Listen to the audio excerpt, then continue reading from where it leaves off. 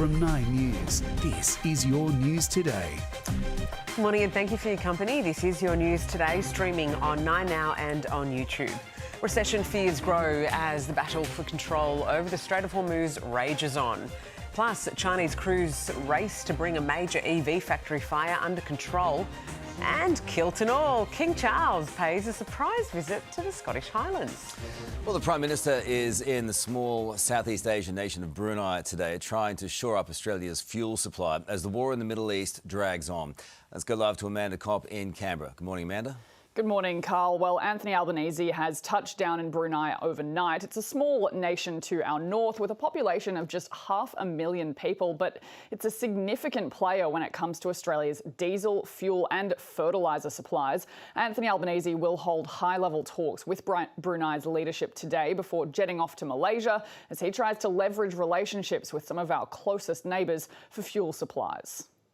Australia is a reliable supplier of food and other products here in Brunei as well. This is an important relationship in our region. I look forward to constructive engagement. Now, this follows a trip to Singapore last week as the war in the Middle East is really starting to bite, not just on fuel prices, but on everyday items as well. Farmers today warning that there could be a 20% increase in the price of dairy as a result of these high diesel and fertiliser prices. Carl. Amanda, thank you. There are new hopes for a diplomatic breakthrough with more peace talks between the US and Iran expected imminently. Let's go live to Reid Butler in LA for more.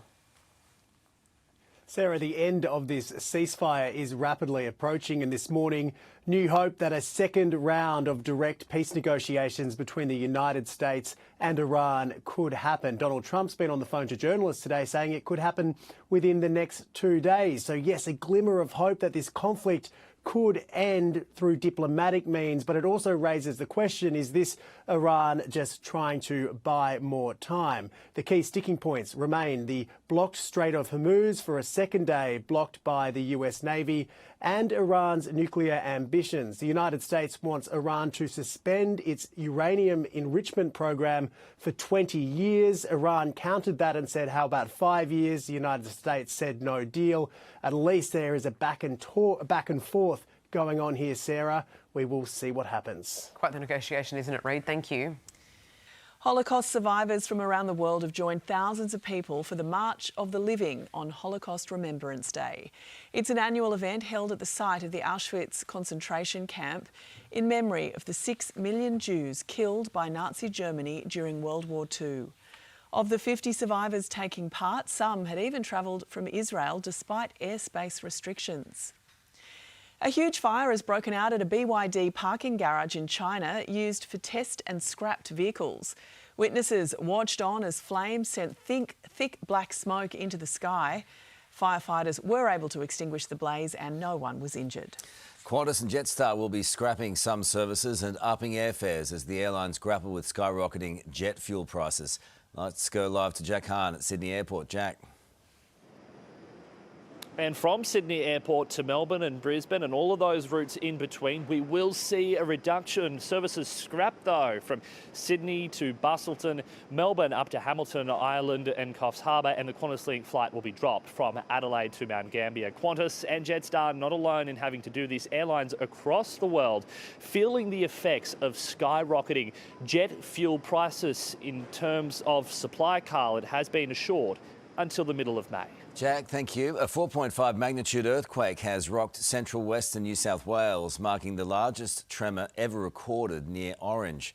The quake struck close to Cadia gold mine at a depth of 5 kilometres, sending shockwaves as far as Sydney and Wollongong. Seismologists are now warning locals to brace for potential aftershocks. More children could be sentenced as adults if the Liberal Party wins the Victorian election. The opposition vowing to add 12 more offences to the adult crime, adult time policy, including burglary and rape. Repeat offenders would also automatically be refused bail. Prince Harry will head to an AFL club today as the Duke and Duchess continue their 4-day tour of Australia. Let's bring in Christina Hearn at Whitten Oval, who'll be a bulldog today, Chris.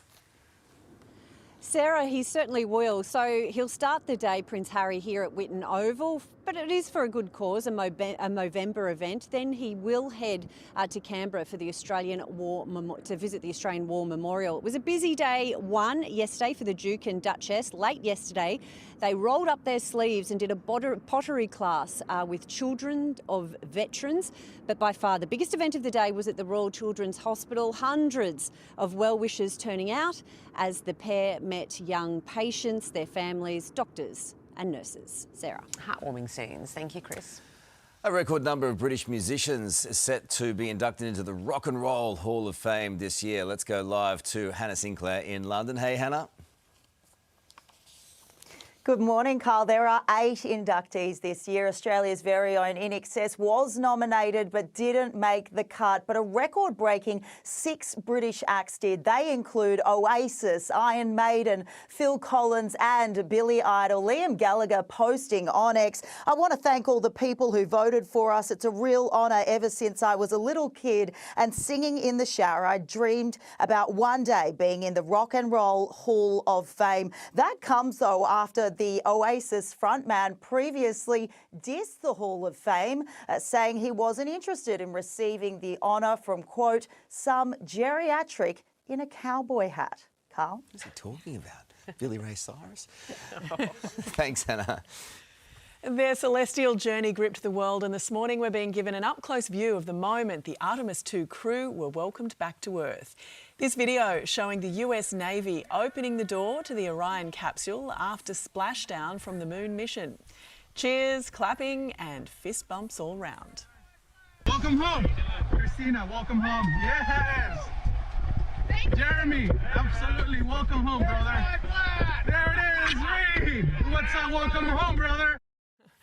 Astronaut Christina Koch has also shared a precious homecoming of her own. Her dog Sadie just over the moon to be reunited.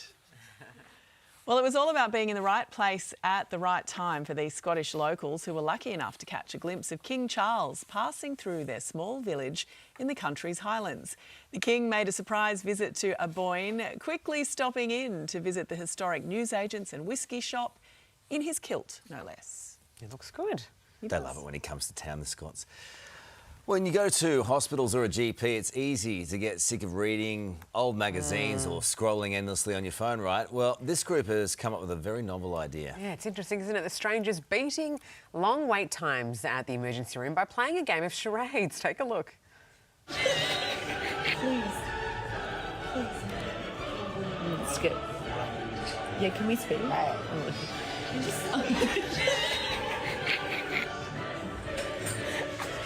Somebody didn't tell Paul the rules. So random, isn't it? They do say laughter, though, is the best medicine. Sure, the old fella knew what was going on. No, maybe not. Let's take a look at the weather for you right across the country now. More showers on the way for far north Queensland and the southeast corner of Victoria. A lovely looking Wednesday ahead for Brisbane, Sydney, Canberra and Adelaide. Partly cloudy conditions expected in Hobart and Perth.